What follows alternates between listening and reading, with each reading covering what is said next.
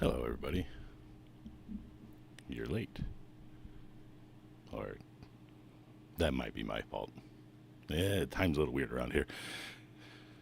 Spaces, places, things change at random times, and we'll get to that eventually. But hopefully, everybody who's participating tonight or shows up later, everybody's doing fine tonight. Now, welcome to my channel, Haerikyron. I am your host. My name is Bim, from Threnzabul's magnificent Menagerie, from the realm of Lumenfall. I welcome you. And so does the tent. Now, today, what is the price of a name? I'm not talking the cost. We can go through laws and all that and change the name. That's not what I'm talking about. What if somebody were to say, just remove everything tied to that with it? What would happen then? Now, I'm going to be very clear, because I've said this before. This show is not for children. Monsters live here. Bad decisions live here. Trauma lives here. Sometimes things get eaten. Sometimes feelings get ignored. And occasionally ancient things get involved, which can make things far worse. Moving on. As I said, I welcome you. Chat is open. Remember to be kind and of good company. If it's not safe for work, and you know what I mean, it's not welcome here. We're picking back up after what felt like watching a marathon. And tonight, we return to the tale of Little Light. The price of a name. If you enjoy the story, remember to like and subscribe. If you don't enjoy the story, I'm going to assume I put you to sleep. In which case, welcome back. Now then. What is the price of a name?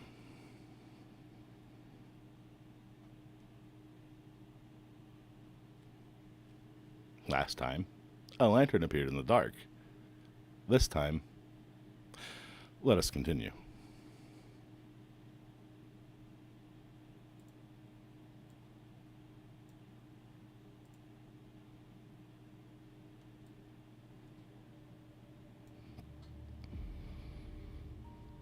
Her arms closed around him immediately, firm and steady, one hand settling protectively against the back of his head as he buried his face against her shoulder.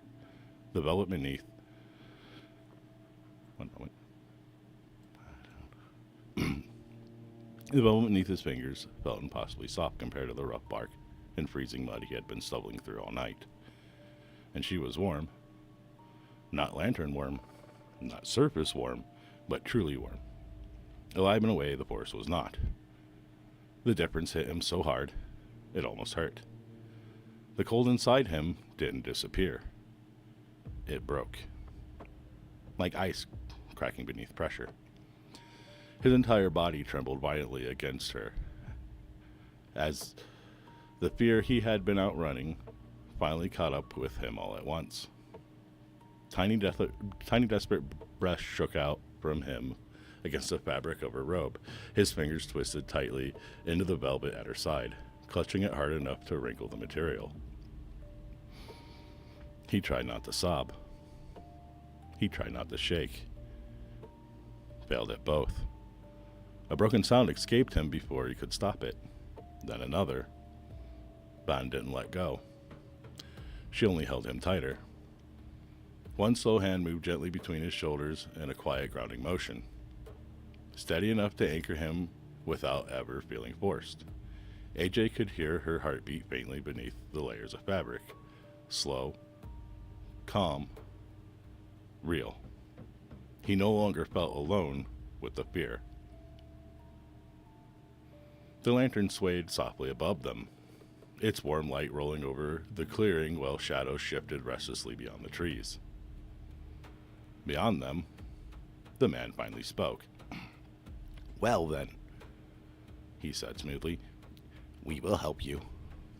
His tone was light, almost amused. as though terrifying entities in dark forests and traumatized children appeared from nowhere were usually only in scheduling. However, it will cost you a simple price. AJ stiffened slightly in Bond's arms. Not enough to pull away, he was too exhausted for that. Too cold, too frightened, but still afraid enough to understand danger when he heard it. Price. The word settled into his stomach like a stone. Bond's hand pressed briefly against his back. "Oh, do not look at that. Do not look at me like that," he said mildly. "I'm being remarkably charitable tonight." Bond exhaled softly through her nose. "You say that every time. And every time, I remain correct." AJ looked up slightly through Bond's shoulders. His eyes still wet and red from crying. I said "and" too many times, I apologize. The man's spiral gaze met his immediately. Not cruel, not comforting either. A gaze that sparked interest, like he was examining a page in a story he already partly knew. The lantern light flickered once overhead. Beyond the clearing, somewhere deep in the woods, something moved. Bond's arms tightened around AJ by instinct alone, small, yet protective. The man tapped his cane lightly against the ground. The sound rang strangely deep through the trees, and the movement in the darkness stopped. Price. AJ knew that word. Not fully, not in the way adults knew it, but he knew enough. A price was what you paid when you wanted something. A price meant something had been to be given. And nothing about the man in red made AJ believe he would ask for small things. "I would say your sanity," the man mused, lifting one gloved hand thoughtfully, "but I'm not entirely certain you grasp that concept yet." He chuckled softly. Ben's hand shot out without even turning. She struck him lightly across the arm. "Really?" The man gave the smallest tilt of his head, clearing his throat with theatrical dignity. "Ah," he said. "Yes, quite right." Ben stared at him. He adjusted the sleeve as though he had been gravely wounded. "In my defense, the joke was excellent. For the record, this is how you know that guy who's been talking. When he tries to help, things immediately become worse when he gets involved. But I digress." "No," Bond said. "It was at least timely." "No." "Topical?" "Buell, fine." AJ looked between them, still trembling, too frightened to understand why the exchange almost made him feel less afraid. Band pulled back just enough to look at him properly. Her hands rested gently on his shoulders, steady and warm through the damp fabric of his pajamas. Her expression had softened, though the spiraling red in her eyes still watched him with strange, unreadable depth. "Just give us your name, child," she said. "That's all he asks. Nothing more." The words were simple, kind even. But in the stillness of the forest, with the lantern trembling overhead and the shadows breathing just beyond its reach, they did not feel small. A name was not nothing. Not here. Not while people like these, or not with people like these. Yeah, I'm messing up all kinds today. It's fine. AJ's fingers curled weakly into the velvet of Ban's robe. His breath came uneven. Little shivers slipped through him, no matter how tightly she held him. The cold lingered in his bones, but something about the question made him colder. "My name?" he whispered.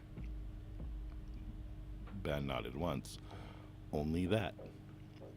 The man in red lifted one finger. "Technically, not only that, more accurately, the right to dismiss it." Ban turned her head slowly. He sighed. "Fine. I will explain it gently." He lowered himself slightly, not kneeling, but bending enough that his gaze settled closer to AJ's level. His gesture might not have been considerate from anyone else. From him, it felt like a king pretending chairs were unnecessary.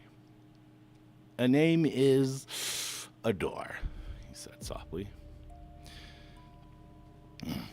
Now, I didn't understand that line the first time.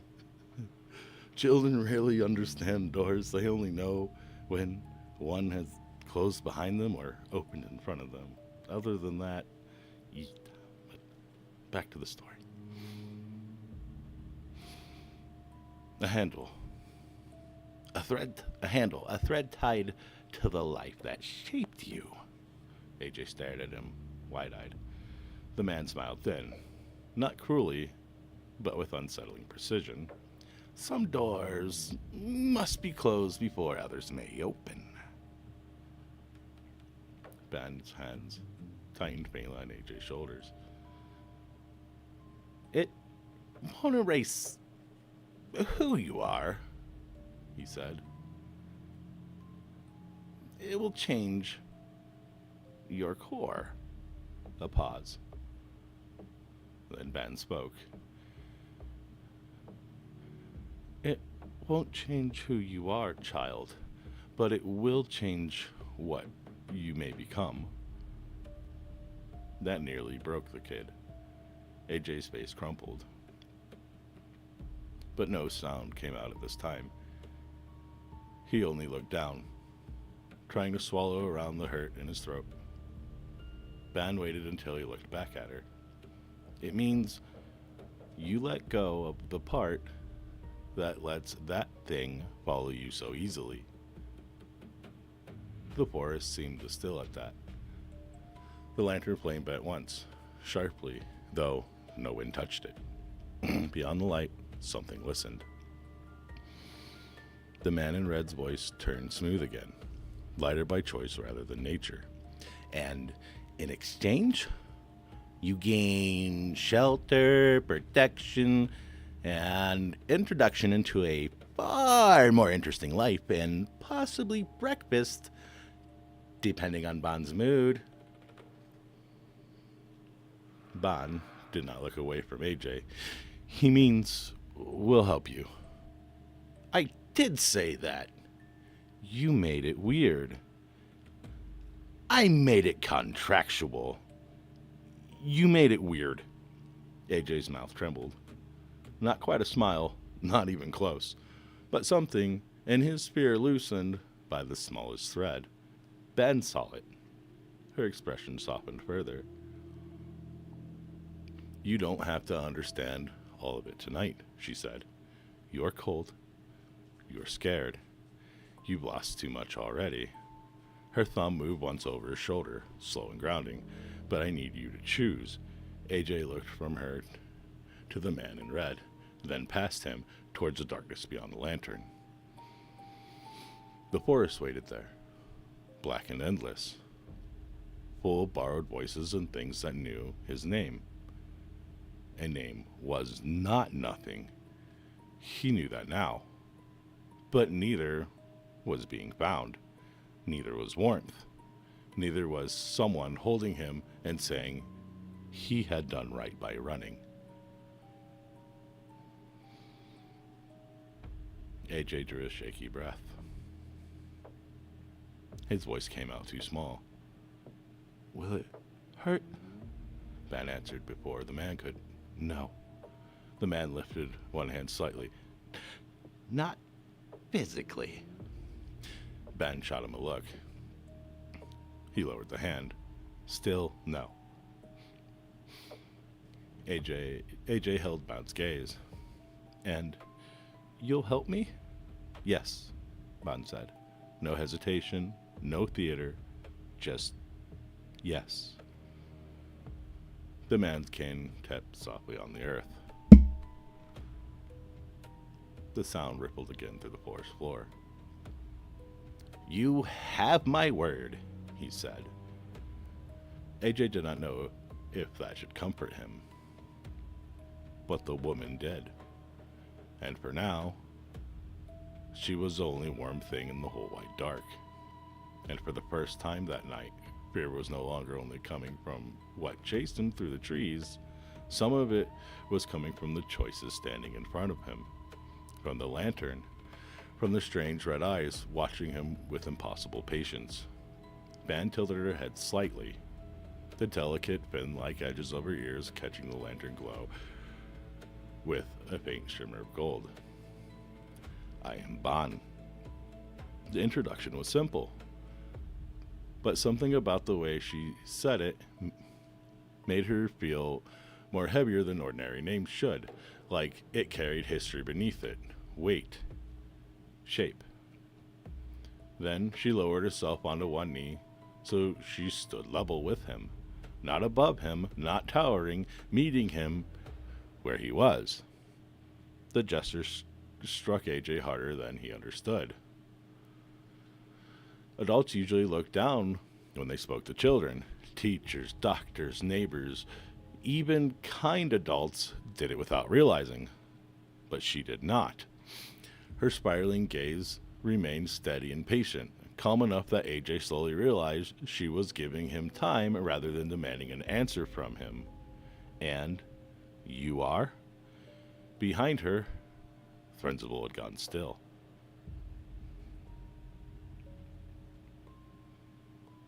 Completely still. AJ noticed immediately, not because he understood why, but because the air changed. The strange, easy calm surrounding the man in red sharpened suddenly into something quieter, something focused. The amused looseness vanished from him without warning. The cane no longer rested casually against the ground. His shoulders straightened almost impeccably beneath the crimson velvet robe. And the forest reacted. The shadows between the trees stretched unnaturally across the ground, spilling over root and leaves in long black shapes that bent wrong around the trunks. Darkness folded into itself deeper in the woods, gathering and unfolding again like enormous, breathing things trying to unsuccessfully to remain hidden. Something moved out there. Not seen fully, only suggested.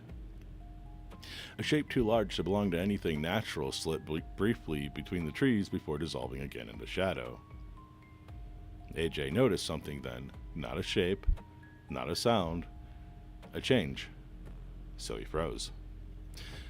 The lantern flame flickered once, then twice. The warm gold light dimmed for half a heartbeat before flaring brighter again. Ban noticed too, but unlike AJ, she did not tense, did not panic. Her expression sharpened slightly, though her voice remained gentle when she spoke again. Touch this, little one. She extended one hand towards the lantern hanging above him. AJ hesitated. The lantern swayed softly from its hook.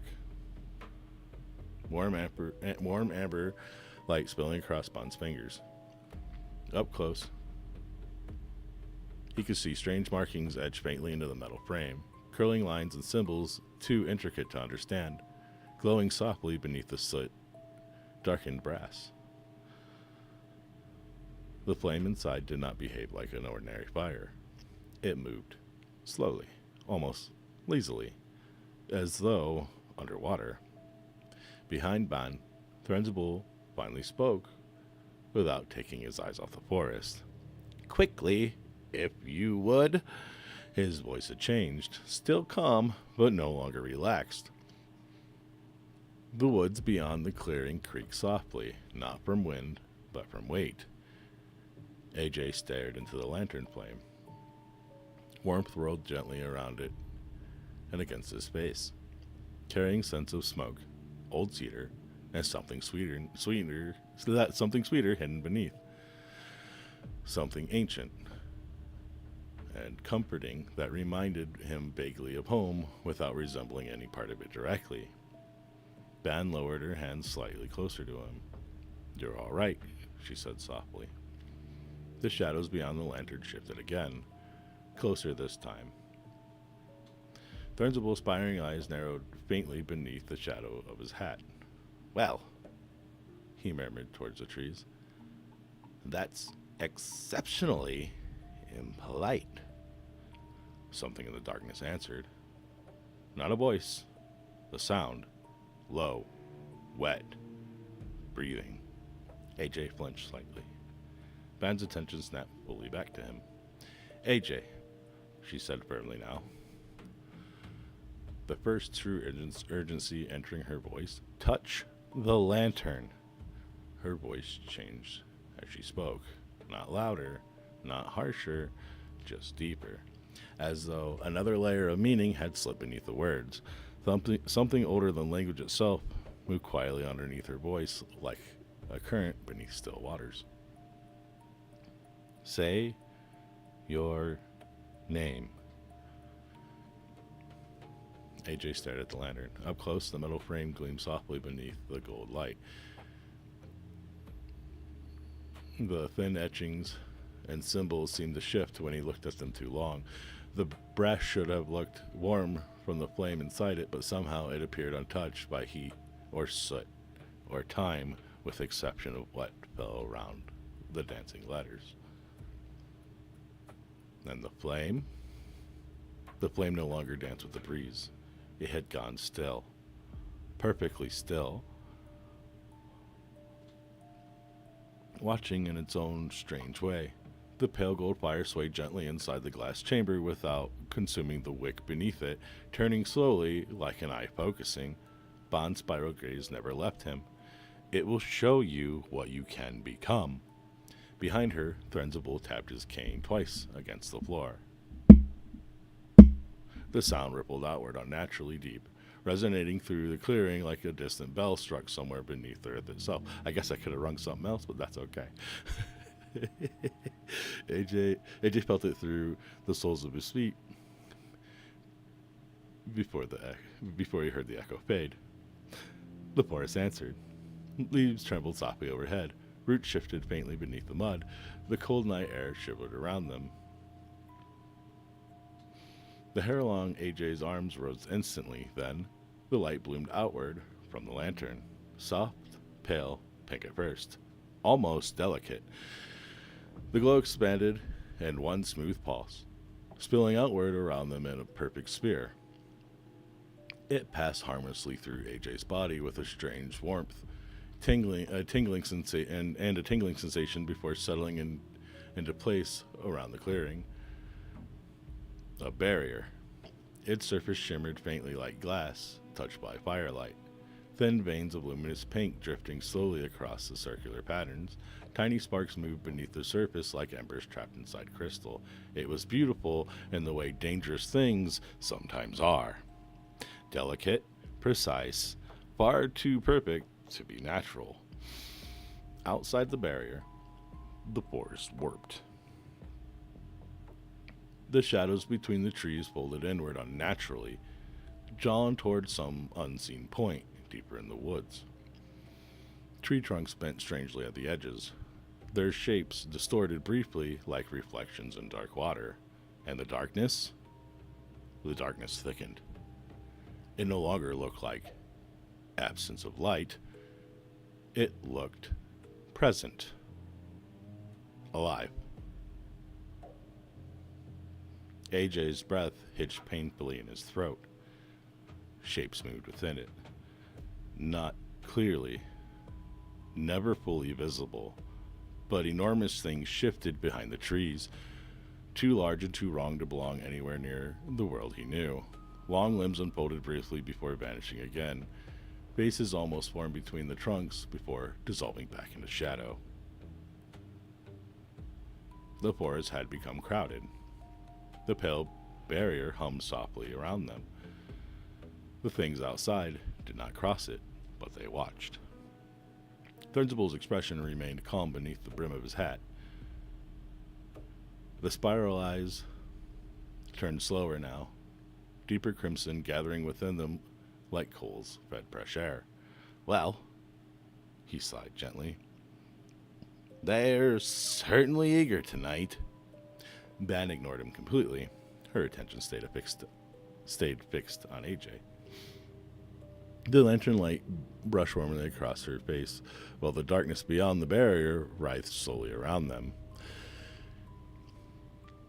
You must speak willingly, she said softly. Names matter here. AJ's hands trembled at his sides. The forest beyond the barrier pulsed once. Something enormous shifted between the trees. Closer now.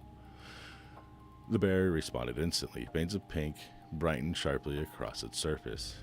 AJ flinched.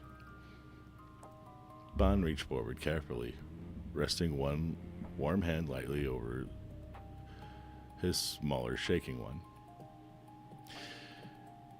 You are not giving yourself away, she said quietly. You are choosing who gets to follow you. The words settled deep inside him. That one matters. Not who remembers you, not who claims you, who gets to follow you. There's a massive difference. But again, back to the story.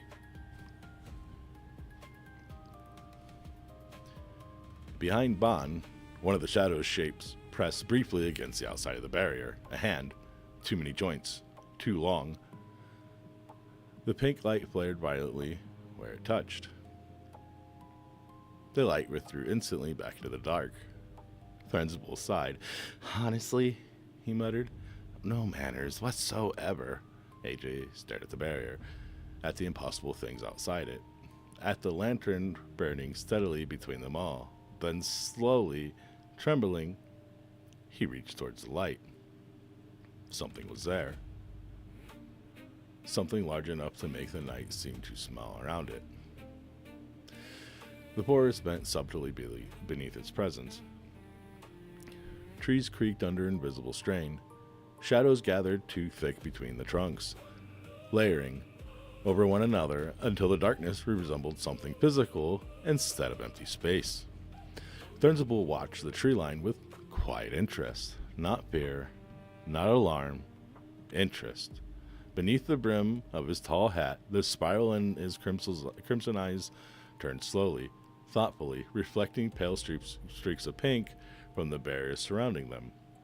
He who wanted one, his voice no longer sounding amused, now wants both. The words settled over the clearing like a sentence already passed.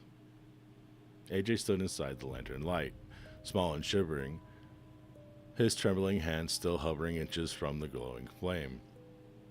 The pale pink barrier hummed softly around them, while beyond it, the forest gathered itself into shapes the human mind was never meant to fully understand. Waiting. Watching. The shadows surged.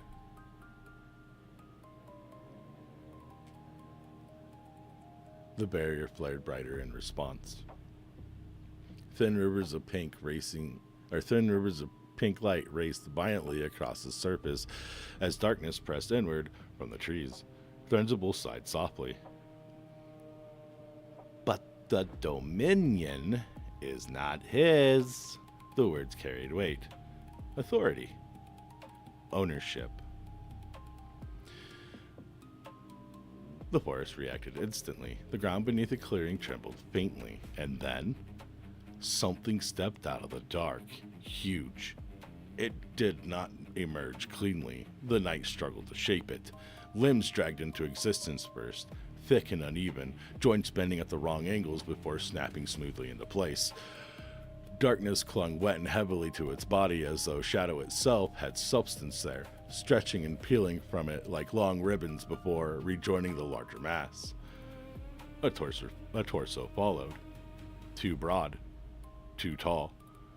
Its shape shifted subtly while AJ looked directly at it, proportions sliding wrong beneath the darkness covering it, like skin trying to unsuccessfully imitate flesh.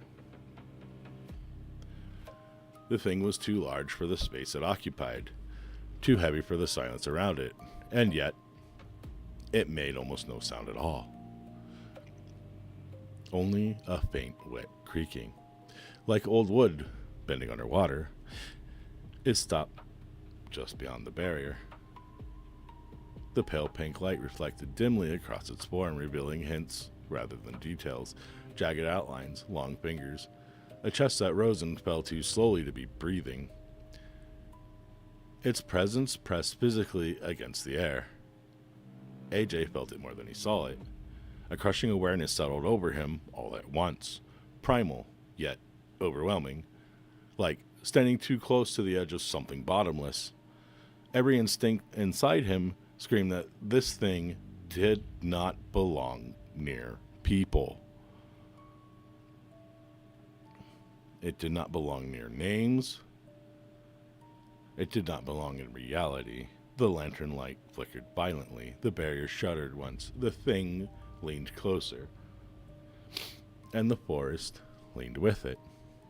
Trees bent inward, subtly toward the clearing. Branches creaked overhead in long, slow groans. Darkness thickened around the creature's body until parts of it disappeared entirely before reforming again seconds later. AJ could not see its face. His mind refused to hold the shape of it properly, but he understood pieces. Too many eyes opening where eyes should not have been. A mouth stretched wider than the rest of the head allowed. Shapes moving beneath its skin that did not belong to bone or muscle. And beneath all of it, hunger. Not for flesh.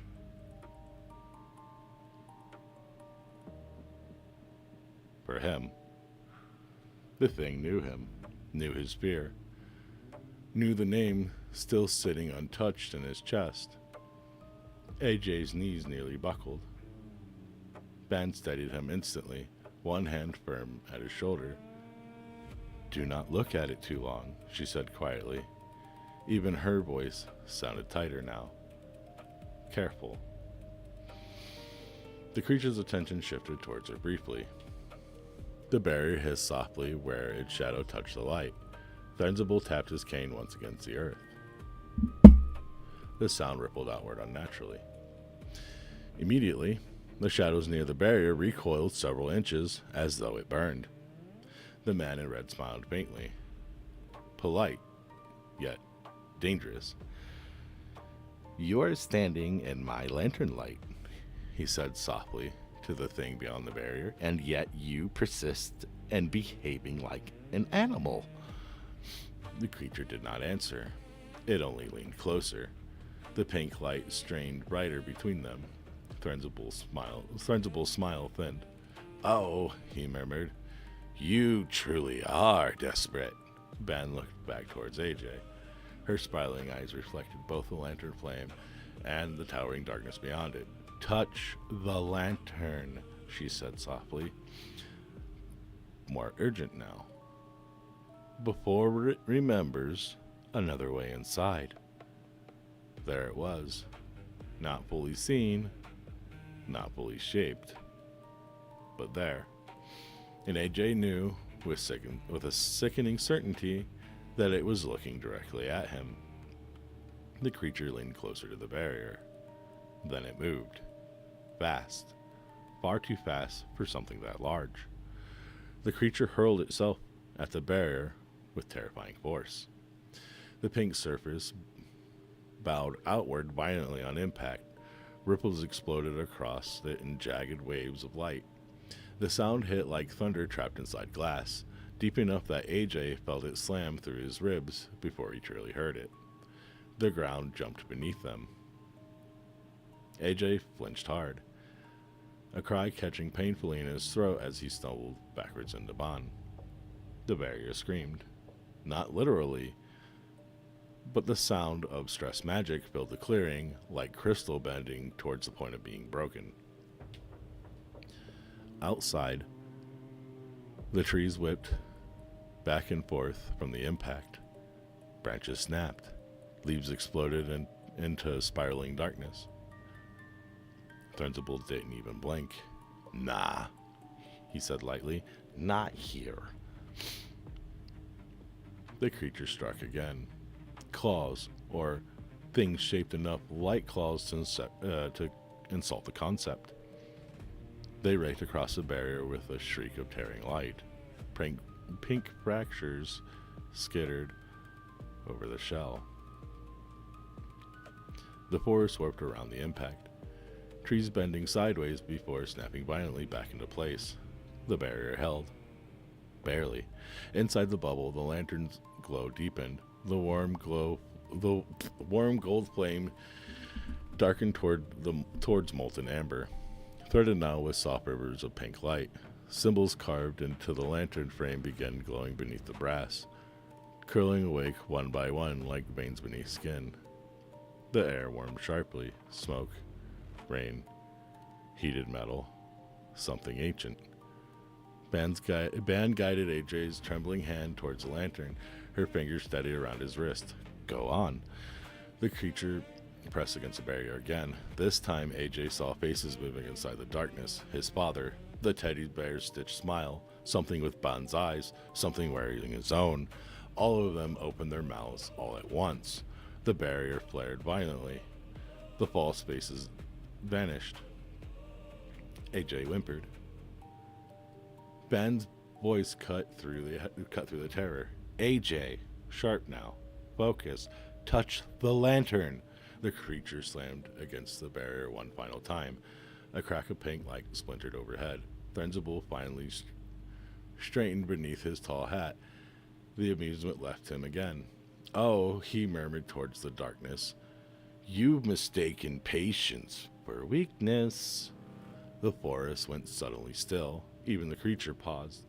Something in the woods sounded afraid. So AJ obeyed. His trembling fingers touched the lantern. Warm. Too warm. The amusement left him completely. Oh, he murmured towards the darkness. Oh, sorry, I read that. The forest went suddenly still. Even the creature paused. See, I just read that. I apologize. It's because I went up a little bit. So this is where we're going to take our short break because I need a drink. So I know that we're like 10 minutes early, but we're going to go ahead and say we're going to take a 10-minute break. We are going to do our ritual. Yes. We're going to do this every time, around the same time, roughly, somewhere around an hour, 15 minutes before, 15 minutes after, somewhere in there. We're going to go ahead and take a short break and do whatever it is that you do that makes you relaxed or happy or your thing. What I mean by that, I call it the midnight oil ritual because essentially it's a thing that's going to either relax you, get you chilled, coffee to keep you awake. If you that guy that want to go out and rob the bridge at 1 a.m. and leave your kids asking where all the cereal went, that's your thing. We're going to do that now. So, one moment, because I'm going to partake here in a second. But first,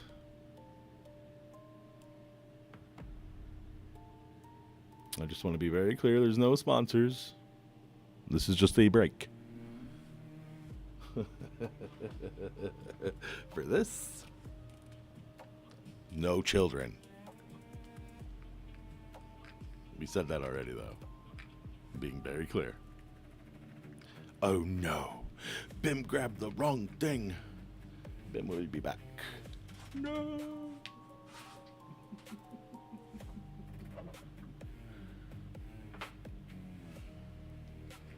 Yeah.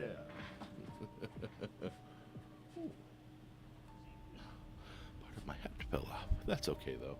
We'll put that back later. Okay, this is what we're doing. Join me. Sorry, I had to go off screen for a moment. But at least you know I can go that way. Alright. And just to show you what we're smoking. Beautiful piece. Do I got the tools and everything, or did I forget those two? Yes, I did. You need tools.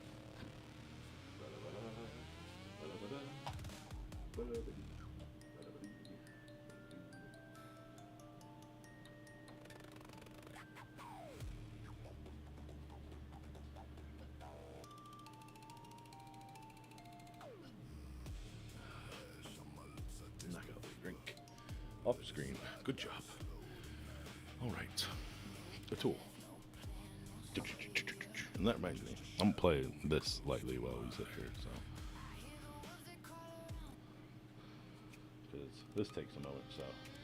If you're already back, I ain't even started yet. Like I said, we got a 10-minute break. It's been like 3 minutes, so. Not even, probably like 2. That should be good. Okay.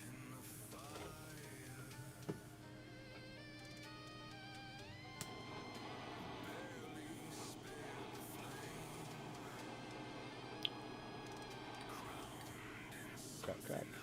It's getting here. Crackle pop. That crackle pop. Come on. That's right. Or no. I'm going to tell you this, though. If any of you guys do this kind of stuff, alcohol works very, very well. And that is what I would say is probably your number one thing to get the sticky stuff on. Now, my pieces are clean looking, and I use them constantly. There's a reason for that. I'm going to go ahead and tell you the secret now. No, this is not an advertisement. I'm just being honest, because if you do dabs, that shit's really annoying. That stuff that, what does it call it? Oh my gosh, what do they call it?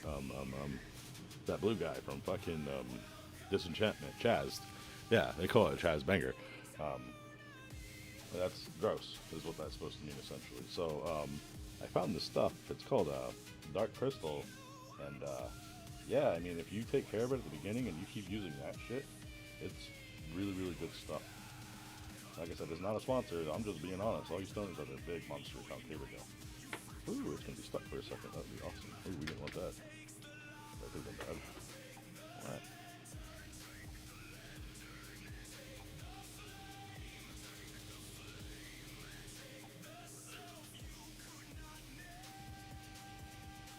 There's one for the road.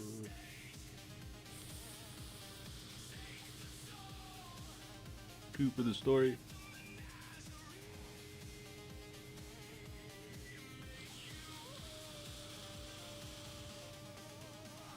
Three for the wife. And one for good old Bim.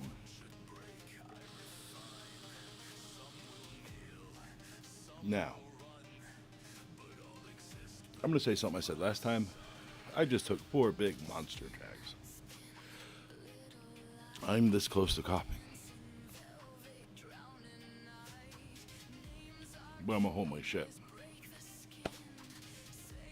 Learn to hold your shit. Now, since I can maintain this, and we're doing pretty good. He coughed. Smoking is bad. A little late for that one. I can't judge you. I just technically smoke, but the cigarettes are bad. I can help you with that one day. I quit smoking. That was hard. It was one of the hardest things I would do. We'll cover that another time. Anybody in chat? Doesn't look like it.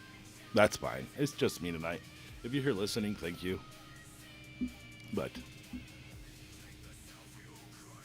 you know, make sure you take a sip at this point. I'm going to do, we're on break time. Don't get mad at me.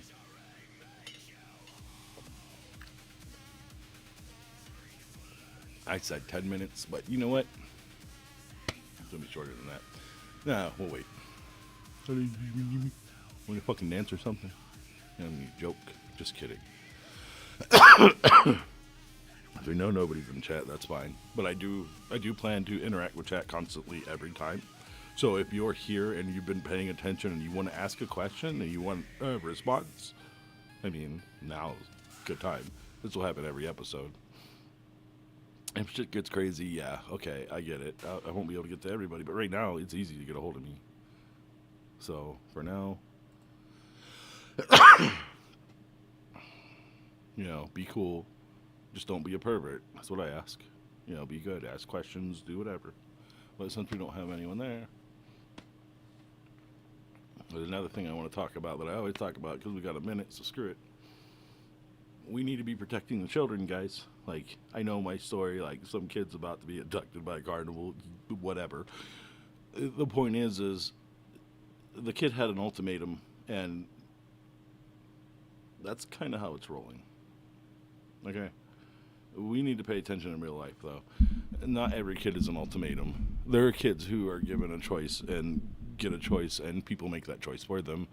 We need to be aware about the child trafficking and all that shit, We shouldn't be letting, I'll say it, the fucking Epstein files and bullshit just slide underneath the fucking carpet.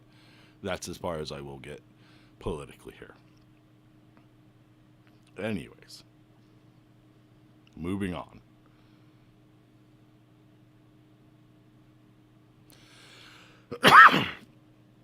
The heat bit instantly into his skin. Not enough to burn, but enough to wrench a grasp from his throat. The metal felt alive beneath his hand. Not metaphorically, but alive. A pulse throbbed slowly inside the lantern frame. Deep and steady, like the heartbeat of some sleeping thing buried beneath layers of brass and flame. The sensation traveled up through AJ's fingers into his wrist and arm, spreading warmth through him faster than blood. The lantern answered him. Light surged upward, all at once. Gold exploded through the carved symbols lining the metal frame. Thin rivers of pink fire raced along every edge line and spiral, illuminating the lantern from within until it no longer looked forged. It looked awakened. The barrier around them brightened violently. The pale pink shell deepened into radiant rose and molten gold, luminous patterns spiraling outward across its surface like living stained glass. The forest beyond it vanished beneath sudden brilliance.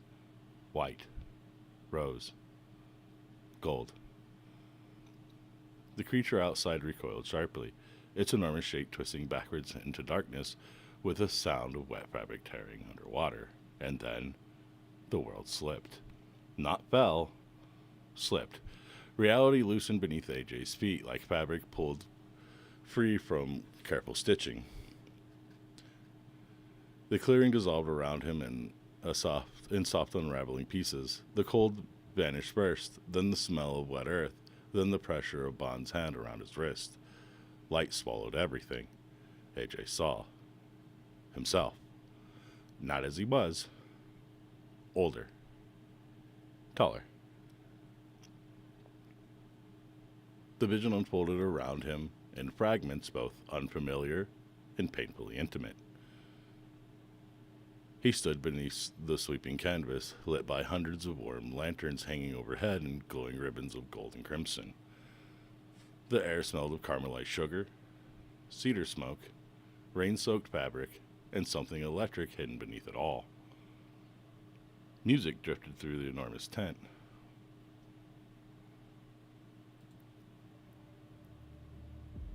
We should be down here. Sorry. I made a mistake. We're getting there, though. We're doing better this time. Strings. Laughter. Applause rolling like distant thunder. And AJ, older AJ, was laughing too. Not afraid. Not trembling. Alive. The sound startled him more than the monsters ever did. because he had forgotten what safety sounded like inside himself. Shapes move around him in flashes of color and motion. Velvet coats embroidered in gold thread, glittered mask, spinning lights reflected through crystal glasses. Faces passed him, smiling warmly beneath the vast curve of the tent ceiling. Not strangers, familiar, not by memory, but belonging. I would love to say it. I knew what belonging felt like when I saw it. I didn't. I only knew it looked warmer than where it'd been. I digress. The lantern light felt endless, home-like, and then at the center of it all, a family. Not by blood, something stranger, something chosen. AJ caught glimpses of them in pieces. Ban laughing openly, head tilted back beneath streams of lantern light. Threnzabul seated dramatically atop a ridiculous throne chair, gesturing with theatrical offense while unseen voices booed him affectionately. Figures AJ did not recognize leaning against one another inside a tent, alive with merriment. Music. Warmth. Noise. Life. No one was hunting him there. No one was hiding beneath his father's voice. No house breathed wrongness through the walls. For one impossible moment, the ache inside AJ loosened enough for hope to slip through it. Then, the vision shifted. The lantern light dimmed slightly. The older version of himself turned towards something beyond the edge of the tent. Towards the darkness waiting outside the glow. And even there, the older version did not run. The realization struck hard enough to hurt. The vision folded inward after that, collapsing softly into spirals of gold and rose-colored light. The clearing returned all at once. Cold air. Forest. The humming barrier. Ban's steady hand. AJ stumbled back slightly where he stood, breath catching hard in his chest as the lantern dimmed back towards a softer, golden glow. But the warmth remained. Inside him now. Faint, small, real. Beyond the barrier, the creature watched in absolute silence. It no longer looked hungry. It looked angry. The many faces moving beneath its skin slowed. His father, the teddy bear, the smiling shapes, all of them turned together, looking at him, looking at the lantern. Recognition. The creature understood something had changed. For the first time, it looked afraid to lose him, as though the lantern had showed it something too, something it hated.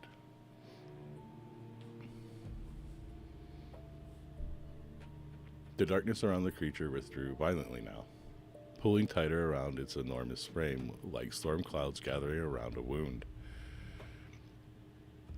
The false shapes inside it drifted faster.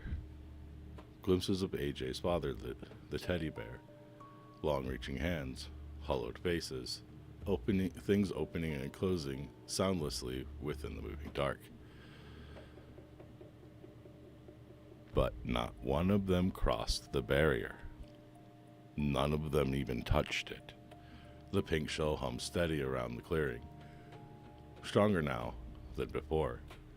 Thin threads of molten gold drifted through it, now in spirals, responding to the warmth still lingering beneath AJ's skin.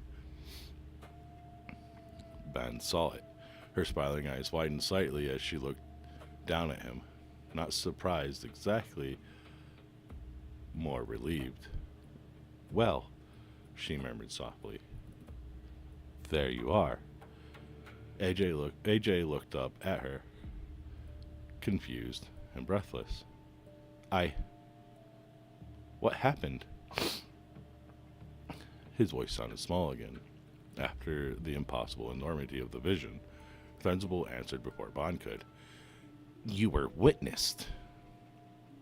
The man in red stepped closer to the lantern, cane tapping softly against the earth. The barrier pulsed once in response. The creature outside recoiled slightly from the sound. That, Threnzabul continued smoothly, gesturing faintly towards the lantern, is the closest thing our world has to being chosen before it devours you instead. Ben sighed softly. You make everything sound terrible. It is terrible, the man replied mildly. It is simply terrible in a survivable direction. Yeah, that may be one of the most Menagerie things ever spoken. Terrible, yeah. But survivable somehow. That was the upgrade. Back to the story. AJ stared at him. Ben pinched the bridge of her nose.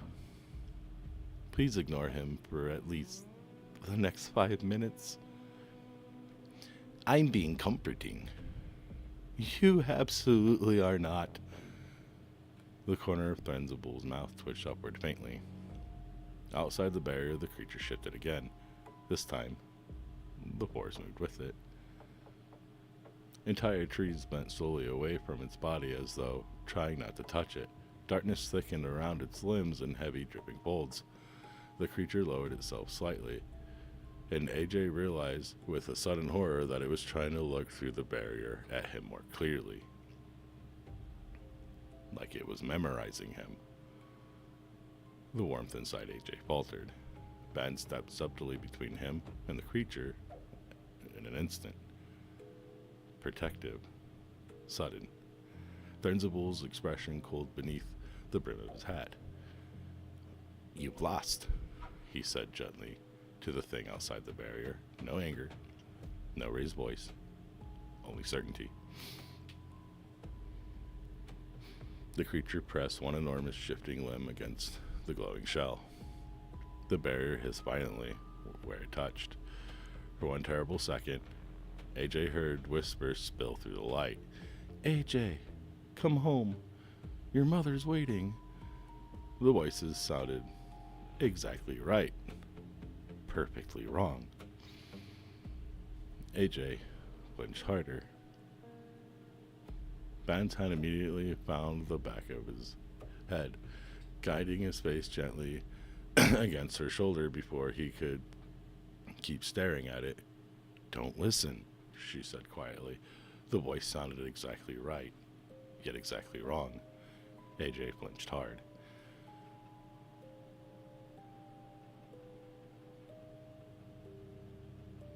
The darkness wore familiar shapes like stolen clothing.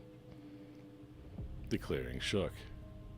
Threnzabul finally lifted his cane fully from the ground. The darkness wore...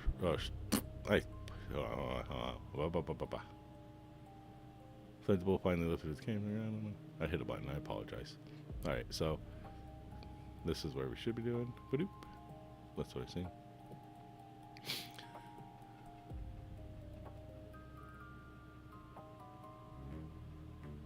The forest went silent. Not quiet. Silent. Like sound itself had stopped breathing. The spiral in his crimson eyes brightened slowly beneath the shadow of his hat. And when he spoke again, the forest listened. You stand within my dominion, he said softly. The barrier flared molten gold. The creature recoiled instantly. And you will not touch what is mine. Outside the barrier, the creature roared. The sound tore through the vision like a blade dragged violently through silk. Everything shattered. Reality slammed back into place, hard enough to make AJ stagger. Cold air crashed his lungs. The forest reappeared, waiting. A seat within something larger. A place. A future. The feeling of it spread back through AJ in a strange, quiet wave. Enormous enough that a child's mind could barely hold it properly. It was too big to understand fully, yet somehow gentle enough not to crush him beneath its weight. It did not feel like becoming something else. It felt like being found. Not merely a new name, not merely protection, belonging. A thread tying itself carefully around him, connecting him to something older than he was, stranger than he was, and far less fragile than the life he had just lost. For one impossible heartbeat, AJ understood that what the lantern had tried to show him, not safety, not exactly, something better, somewhere, he would not face the darkness alone. The creature hurled itself against the pink shell again with catastrophic force. Crack. Thin fractures of light splintered outward from the impact point, racing across the glowing barrier in jagged branch lines. The entire sphere shuddered violently around them. Lantern light warped across the cracks in sharp flashes of golden rose. AJ cried out softly, stumbling backwards into Bond. The lantern flared so bright, he had to squint. Threnzabul, Bond said sharply. She still did not look away from AJ. Her voice remained calm, but urgency had sharpened beneath it now, like steel hidden beneath silk. Now would be a very good time. Yes, I see it, Threnzabul replied, absently, as though discussing the weather. The creature struck the barrier again. Boom! More cracks appeared instantly. Light flickering violently along the shell, snapping across the surface in thin arcs, like caged lightning trying desperately to escape. The air inside the barrier filled suddenly with sharp, metallic smell of ozone and overheated magic. Outside, the forest twisted with every impact. Darkness bunched and stretched unnaturally around the creature's enormous frame. Trees warped sideways before snapping violently back into place. Branches splintered without touching anything. The night itself looked strained, like reality was beginning to tear around the thing, trying to force its way inside. Band's grip tightened slightly on AJ's shoulder, not enough to hurt, enough to anchor him. "You're all right," she said quietly. The barrier cracked again. This time, AJ heard it. A horrible crystalline sound spreading overhead like ice breaking across the frozen lake. The creature shoved him in one massive shifting limb through the fractured light. The creature shoved one massive shifting limb through the fractured light. Just for a second. But enough. The barrier hissed violently around the intrusion. Pink fire crawled desperately across the creature's arm, while shadows bled from it in thick dripping strands. AJ saw faces moving beneath the dark again. His father, his mother, and then himself. Saying what they once said before. "AJ, come home. Your mother's waiting." And like last time, the voices were too perfect.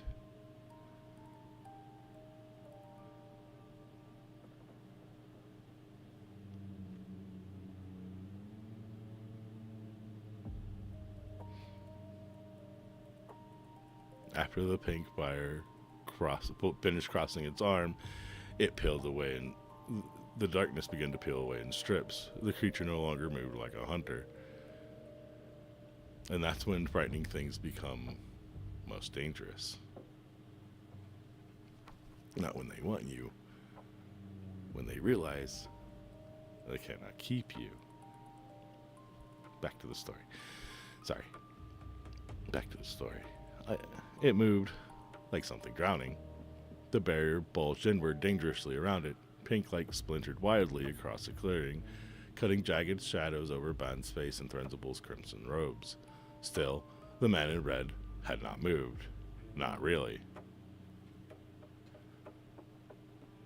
He stood beneath the lantern glow, one hand resting lightly atop his cane, watching the creature with an expression that had become very, very still. The amusement was gone now. So was the theatrical charm. What remained looked ancient and exhausted. Honestly, he sighed. The creature roared again.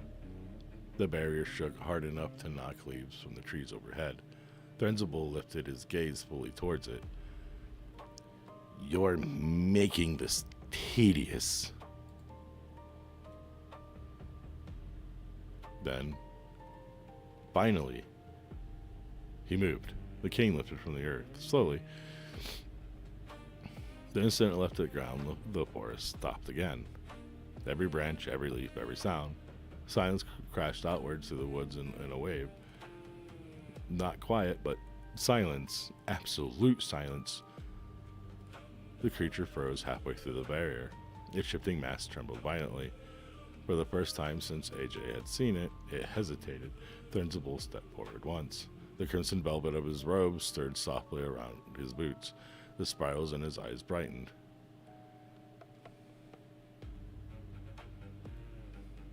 Deep crimson threaded now with burning magenta light. And when he spoke, the world listened. You mistake hunger for claim. The lantern exploded brighter. The creature screamed. This time, it sounded afraid. Just enough to promise he was still there. Just enough to say, you should not be here.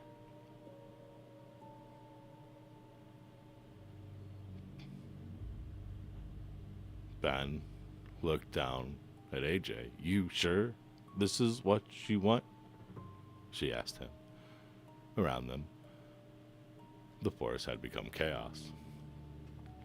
Wind howled violently through the trees now, slamming against the barrier hard enough to make the pale pink shell bow inward with every gust. Branches whipped overhead like skeletal hands clawing at the sky. Leaves spiraled through the clearing in frantic circles, catching the flashing of gold and rose-colored light as they passed through the lantern's glow. Beneath the barrier, the woods twisted beneath impossible strain. Trees bent where trees should never bend. Their trunks curved sideways, like softened wax beneath pressure. Bark splitting open in long, wet cracks, shadows dragging themselves across the ground independently of the things casting them, crawling over roots and stones like living pools of ink, trying desperately to reach a clearing. And the creature forced itself forward again, heedless, desperate. Its enormous shifting body tore against the fractured barrier with every movement, darkness peeling from it in long dripping strands that evaporated into smoke before touching the ground. Entire portions of its shape collapsed and reformed continuously as it shoved itself harder through the cracks. Pain meant nothing besides the hunger. The thing wanted him. AJ understood that now with terrible clarity. Not randomly, not accidentally, specifically. The barrier strained around them. Thin fractures of pink light spread wider overhead. Ban's hand remained steady on his shoulder. AJ looked up at her, at the warmth in her spiraling eyes, at the impossible calm she still carried beneath the violence surrounding them. And since leaving the house, he chose something. Not out of fear. Not because he was concerned. Because he wanted to live. Yes, he whispered. The words nearly disappeared beneath the roaring wind. Then louder, his voice breaking under weight of everything torn away from him from that night. Please, his throat tightened painfully. Help me. Bond rose, not quickly, not frantically, but with purpose. The movement carried weight through the clearing immediately. The moment she straightened to her full height, the lantern flame surged brighter beside her as though responding instinctively to her presence. She lifted one arm high, palm open towards the barrier, and the air charged. She pointed one finger, and the warmth AJ had felt in her before remained, but now it sharpened into something vast and movable, no longer comforting warmth, protective warmth, the kind found deep beneath the earth or inside Agent Fire. Her velvet robe stirred violently in the wind now, crimson fabric rippling around her legs while strands of dark teal lifted around her face like drifting water. The spirals in her eyes burned brighter beneath the lantern glow, magenta light threading deeper into the crimson until they resembled twin galaxies turning slowly behind her gaze. The forest recoiled from her. Literally, the trees nearest the barrier groaned sharply backwards as though being pushed by an invisible force. The shadow crawling towards the clearing hesitated instantly, writhing uncertainly along the ground. Ban's voice rang out across the clearing, no longer soft, no longer merely kind, ancient. What falls under my domain? The words rippled through the barrier itself, vibrating along the glowing fracture of pink light. Belongs to my house. The creature screamed. Not in pain, in recognition. Light exploded outward. It did not merely shine. It erupted. Golden rose color fire burst from Bond's raised hand in a violent wave, slamming into the fractured barrier and slamming into the fractured barrier and racing instantly across every crack. The pink shell blazed brighter than daylight, molten veins of light surging through it like blood rushing through reopened arteries. The clearing vanished beneath brilliance. AJ threw one arm over his face instinctively as the heat of light roared around them. Outside the barrier, the forest detonated backwards. Trees bent violently away from the clearing. Shadows ignited into curling ribbons of black smoke.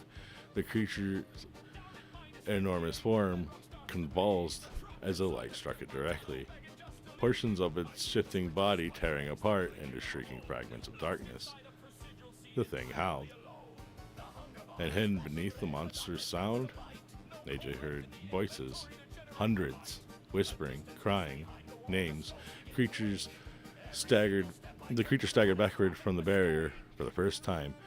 Not driven, but forced, Threnzabul stepped forward beside Bond, crimson robe whipping wildly around them in the storm of light and wind. And at last, he smiled. Not pleasantly, not theatrically, like something old had finally been given permission to bare its teeth. His cane struck the ground again. The sound exploded through the forest like a cathedral bell struck beneath the world itself. And every shadow in the woods spread from the clearing at once. A vast sigil blazed into existence beneath them. It erupted across the forest floor in sweeping lines of pale rose and brilliant white, as a circle as wide as the barrier itself carved suddenly into the earth. Root and stone by pure light alone, symbols AJ could not begin to understand spiraled outward in layered rings, shifting and locking into place with impossible precision. Some moved like flowing handwriting. Others turned mechanically, clicking silently through invisible patterns older than language. The ground beneath AJ's feet hummed violently with power, not vibration, but presence. The sensation climbed through his legs and ribs until the air inside his lungs seemed to tremble with it. The scent of rain flooded the clearing, sharp and electric, mixed with hot metal and something sweet, floral, hidden beneath it all, like flowers blooming inside fire. Ben stood in the center of it, arm raised, eyes burning. The wind whipped around her in violent spirals now. Crimson velvet snapped behind her like banners caught in a storm. Pale rose light crawled across the edge of her robes and along the delicate curves of her fin-like ears until she no longer looked merely strange. She looked sovereign.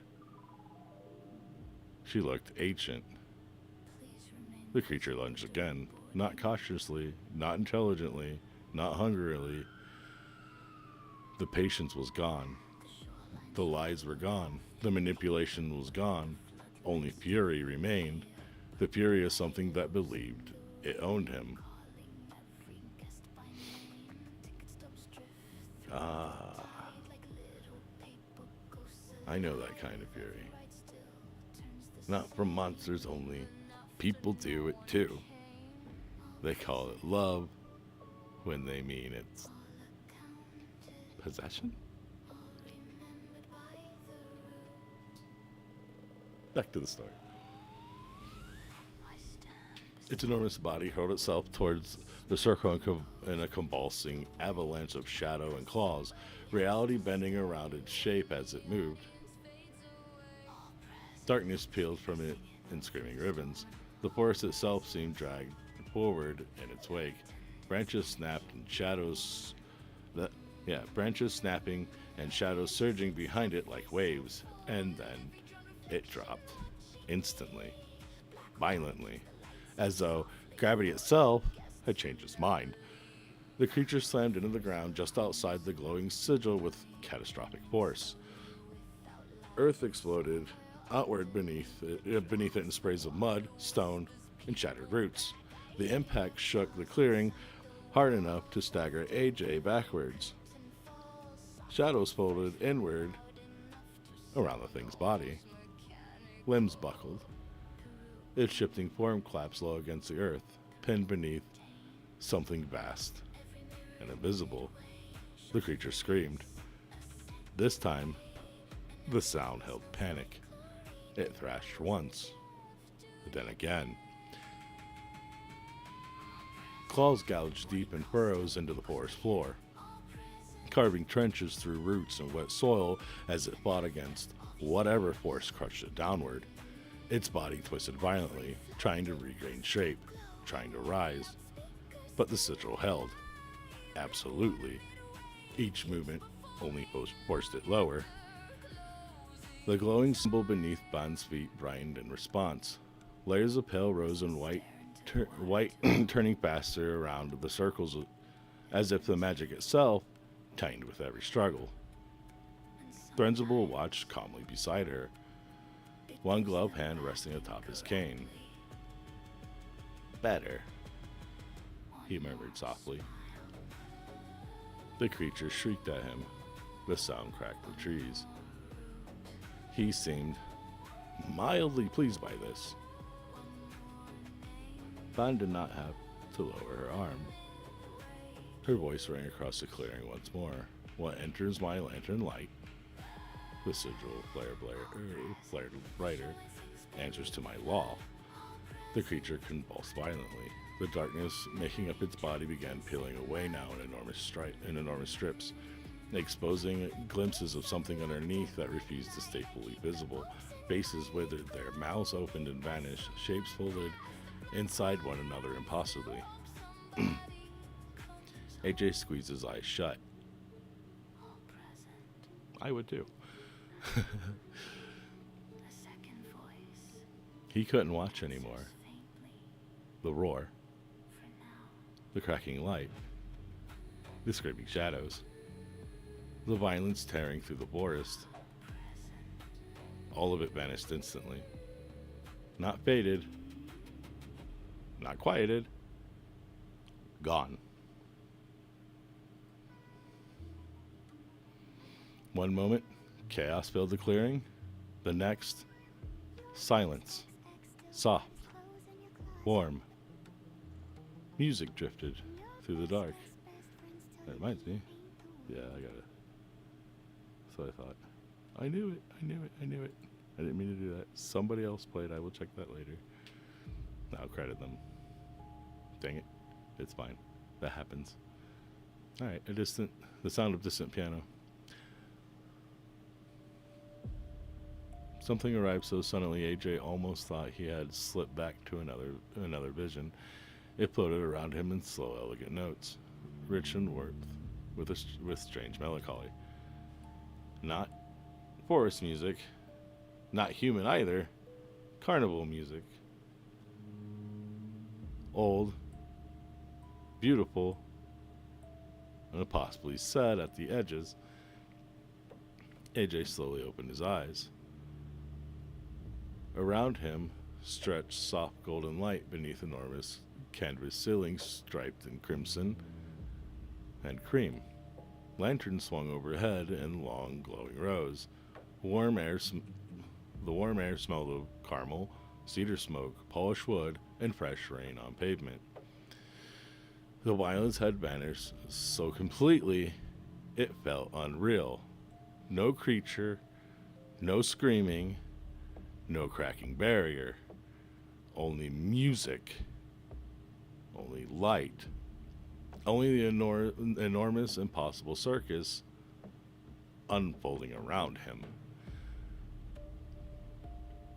Bansturm stood nearby once more, though her robes had settled now, no longer storm-tossed. The terrible ancient force radiating from her moments ago had softened back into warmth. Still powerful, still dangerous, but warmth again. Threnzabul adjusted one sleeve calmly, as though they had merely stepped indoors to avoid unpleasant weather. Well, he sighed slightly, glancing upward at the lanterns overhead. That was dramatic. Ben stared at him. You nearly let it breach the circle. I absolutely did not. The barrier cracked. It cracked aesthetically. I would like everyone to know that aesthetically cracked is not a safety rating. It's not a safety rating at all. AJ blinked at them, still trembling, still breathing too hard.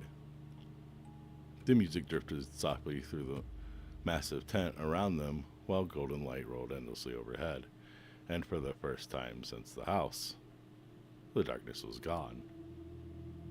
Soft, whimsical, the distant turning melody of an organ grinder drifted through the air, its tune light and lighting in a way that could have felt comforting. Notes rose and dropped with a strange, playful elegance, accompanied somewhere further off by faint laughter and the rhythmic clatter of unseen machinery, turning slowly in the dark. But after everything that had happened, the sweetness of it only felt strange.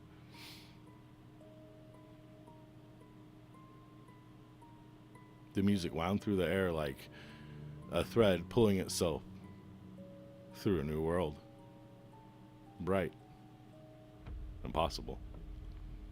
AJ opened his eyes. The forest was gone.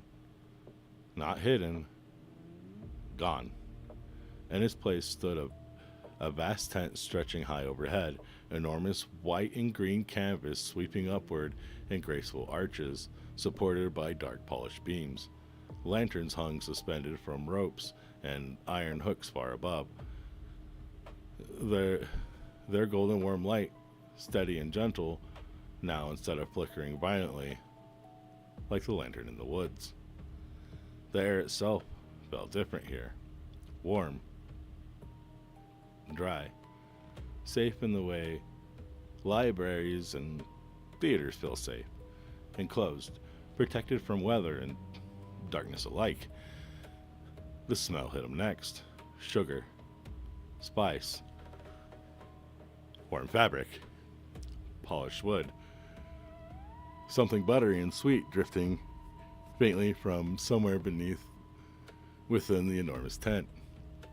Beneath it lingered traces of smoke, old paper, machine oil, and rain-soaked canvas drying slowly in warmth. So different from blood and wet earth that AJ's mind struggled to accept the change. His body still expected cold, still expected screaming. Instead, there was music, lantern light, soft murmuring voices somewhere beyond thick velvet curtains nearby. Threnzabul adjusted his hat lightly. Yes, He sighed. much work. Many things to do. His tone had returned fully to that same smooth, effortless ease, as though dragging a terrified child out of a nightmare and pinning some nameless horror beneath the walls of an ancient domain were merely inconvenient interruptions in an otherwise busy evening. Ben stared at him. "You're unbearable." And yet, He replied smoothly. "Consistently correct." She rolled her eyes. AJ blinked between them, still trying to understand how either of them could speak normally after what he had just seen in the woods. Threnzabul glanced back towards Bon. I trust him to you.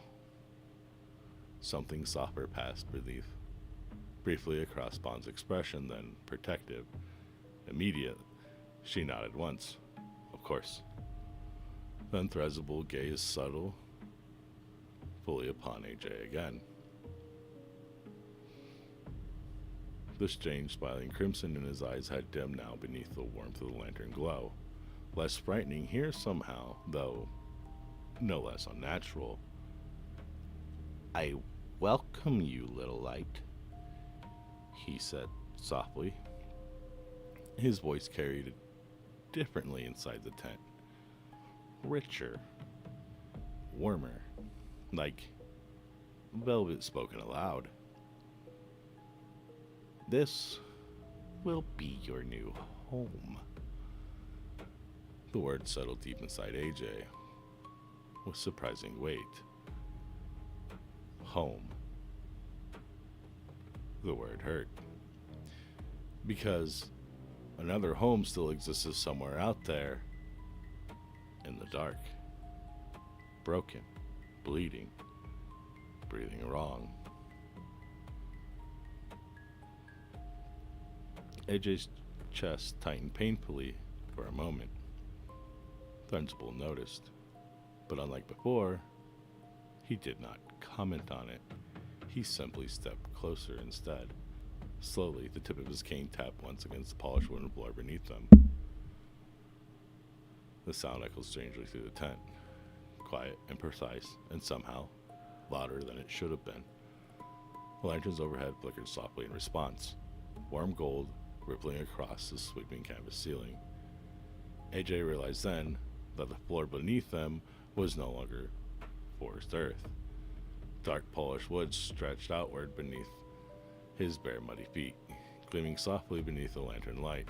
Intricate patterns had been carved into the boards in looping, swirling design that resembled the symbols from the sigil outside, though gentler somehow. Welcoming, rather than binding. Threnzabul looked down at him thoughtfully. You arrived under unfortunate circumstances, he said. But fortunately for you, we specialize in unfortunate circumstances. Ben snorted softly. That might have been the worst greeting you've ever given a child. I'm cultivating honesty. You're cultivating trauma. A resilient child builds character. A traumatized child bites people. This remains One of the more accurate medical observations ever made in this place. Anyways, back to the story. Threnzabul considered this seriously. Fair. AJ stared at them. And despite everything, despite the creature in the woods and the blood beneath the table and the impossible things he still didn't understand, something inside him loosened. Only slightly, but enough. Enough that he no longer felt like prey standing there. Threnzabul's gaze softened almost impeccably, as though he noticed that too. Then, very gently, the man in red offered AJ his hand. Long fingers, black glove, silver rings glinting beneath lantern light. Well then, he said, softly. Shall we begin properly? The offer seemed too large in the hush of the tent. AJ stood still beneath the spiraling gaze, his small body still trembling from cold air, fear, exhaustion, and the impossible speed with which his life had been torn apart and replaced by something even stranger.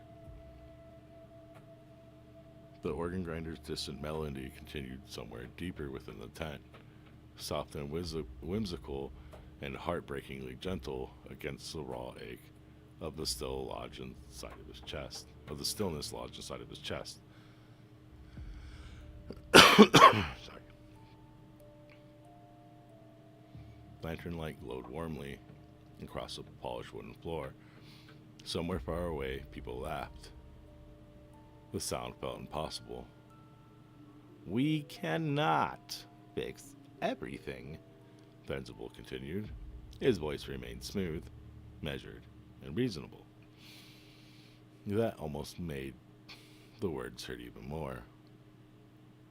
Because monsters screamed, nightmares snarled, but terrible truths spoken calmly had a way of slipping deeper beneath the skin. I am sure, he said softly, that in time, even you will agree this is by far better than the fate that waited for you. AJ looked down at the floorboards. The card spirals beneath his feet, blurred slightly through the tears gathering in his eyes again. He could still smell the forest on himself beneath the sweetness of the tent. Mud, rainwater, fear. A brief silence settled between them. As for your family, Threnzabul smiled, thinned slightly. Not enough to disappear, enough to sharpen. The lantern light caught strangely against the silver rings on his gloved finger as he rested both hands atop the head of his cane. Your home. Something shifted subtly in the air. The sweetness lingered through the tent and suddenly felt thinner. The warmth no longer reached quite as far. That, Threnzabul said softly, is another matter. AJ's throat tightened painfully. The words struck harder now than even the creature had gotten him to feel. Because now, something deep inside of him, and somewhere deep inside of him, he had still been waiting for someone to tell him this could all be undone. That his mother might still be alive, that his father was still his father, somewhere beneath the stolen voice, that home still existed waiting for him if he could just survive long enough to return to it. He wanted to ask, wanted desperately to say their names aloud. Mom, Dad. Wanted someone older and wiser and powerful to look at him and promise the night had not already taken too much. But no promise came. And suddenly AJ understood something terrible. The adults here were not refusing to answer.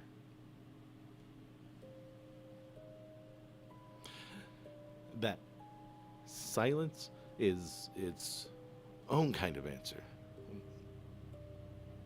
I wish it was not, but it is. Back to the story. They already knew. His chest hurt, not physically, something deeper. Something following him from the inside. He was too young for grief like this, and already carrying it. Ben noticed the moment the realization truly settled into him. Her expression softened immediately, something quietly heartbroken moving behind her spiraling eyes. She stepped closer without a word, one hand resting gently against the back of AJ's shoulder. Not forcing comfort, simply offering her presence. AJ leaned towards it instinctively, tiny, automatic. Threnzabul silently watched the exchange for a moment. Then he strained fully beneath the lantern light.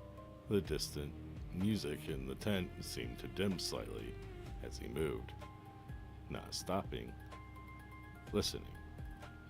For now, he said softly, we will dismiss your name. The words echoed faintly through the tent. Name. The lanterns overhead flickered once, not threateningly, attentively. AJ swallowed hard. He suddenly became aware of how quiet the tent had grown around them. The distant laughter and music still existed somewhere beyond the carnival walls. But here, in this moment, everything seemed to wait. Even the air. Van knelt beside him once more, her voice gentler now. You do not lose yourself, she said quietly. Understand me. Her hand brushed carefully through his hair, untangling leaves still caught from the forest. This is not death. Threnzabul tilted his head slightly. Though it is adjacent. Van closed her eyes briefly. Threnza. But it's technically accurate. This is why people threaten you with knives. They threaten me with knives because I'm fascinating. AJ made a small sound then. Not quite a laugh, but close enough that both of them noticed immediately. Van's mouth softened faintly from the corners. Threnzabul looked almost unbearably pleased with himself. Ah, he said smoothly. There it is. AJ frowned weakly. What? The first moment, he did not feel entirely hunted. The words settled briefly between them. AJ hadn't realized it until then. But he was right. The fear was still there. Huge. Heavy. And for the first moment in some time, the terror was no longer the only thing inside of him. Van rose slowly beside him again. The lantern light around the tent dimmed slowly towards the warmer amber tones. Are you ready? She asked softly.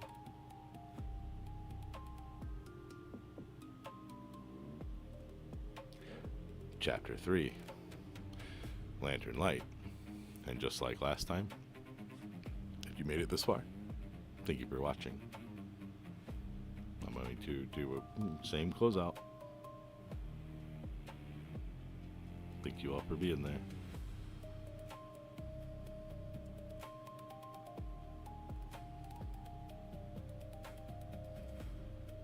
So go ahead and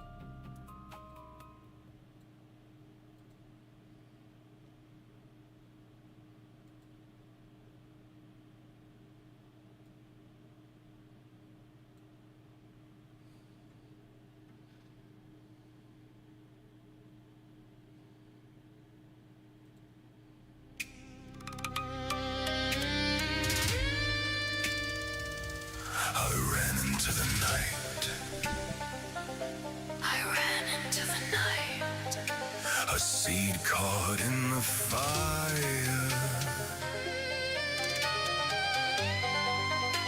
barely spared the flame, crowned in something higher. I ran into the woods where darkness saves the soul. I didn't know he watched. I didn't know control. The dark is closed around me, so I stepped within. You have committed nothing, no sin. I welcome you to eternity. You were chosen. You were seen. I welcome you to eternity.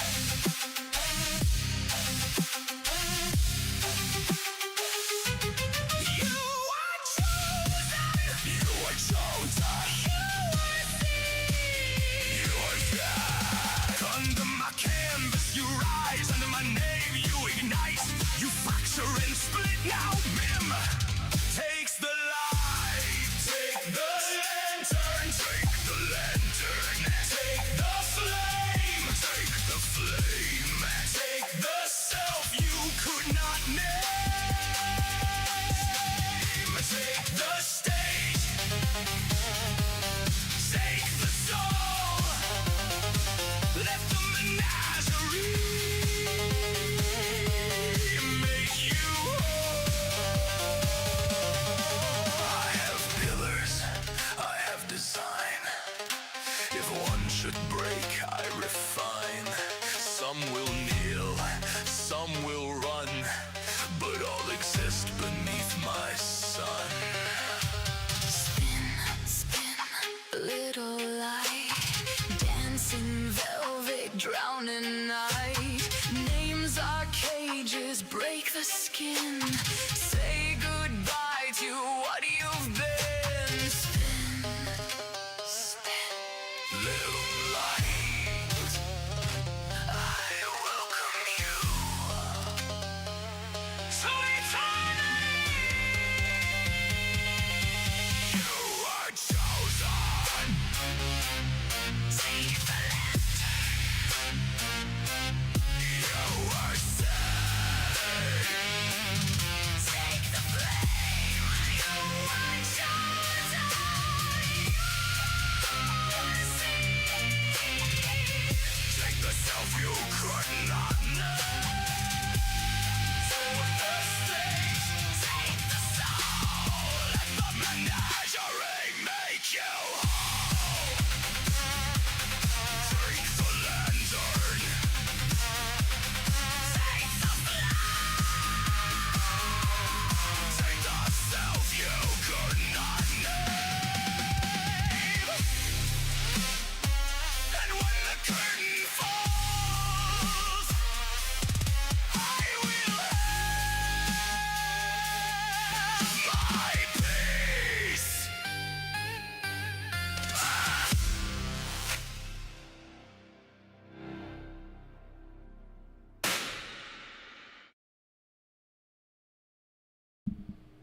All right. If you made it this far, remember, make it home. If you're listening, if you're about to go to bed, remember to, check up, lock the doors, and keep in mind, out there, someone loves you. Until next time, people. And again, thank you for watching.